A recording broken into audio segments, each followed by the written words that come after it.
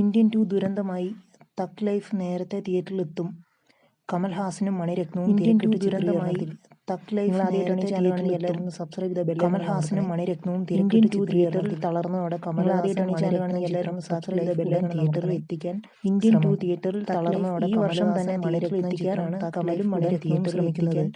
പുതിയ അപ്ഡേറ്റുകൾ പ്രകാരം ഈ വർഷം തന്നെ തിയേറ്ററിൽ എത്തിക്കാനാണ് കമലും മണിരത്നവും ശ്രമിക്കുന്നത്. ഇതുവരെ 75 അപ്ഡേറ്റുകൾ പ്രകാരം ഈ വർഷം ഓഗസ്റ്റിൽ സിനിമയുടെ ചിത്രീകരണം പൂർത്തിയാകും. തന്നെ ഇതുവരെ 75% ഷൂട്ടിംഗ് പൂർത്തിയായിട്ടുണ്ട്.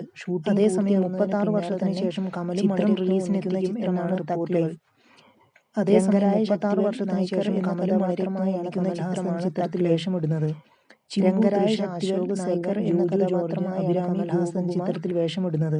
ഗോപി കുമാർ, നാസർ, ഐശ്വര്യലക്ഷ്മി, ജോജു ജോർജ്, സന്യ മൽഹോത്ര, അലി ഫസൽ, ഗോപി പങ്കജ് ത്രിപാഠി, ഐശ്വര്യലക്ഷ്മി, സന്യ മൽഹോത്ര, അലി ഫസൽ എന്നിവരാണ് ചിത്രത്തിൽ മറ്റ് പ്രധാന വേഷങ്ങളിൽ എത്തുന്നത്. വലിയപുരി AR റഹ്മാനാണ് ചിത്രത്തിന്റെ സംഗീതം. ശ്രീ എന്നിവരാണ് ചിത്രത്തിൽ മറ്റു പ്രധാന വേഷങ്ങളിൽ എത്തുന്നത്. പ്രസാദാണ് AR റഹ്മാനാണ് ചിത്രത്തിന്റെ സംഗീതം. Films international, Madras talkies, Sreekar പ്രസാദാണ് editing. R Mahendran, Rajkamal films international, Madras talkies നിർമ്മാണം.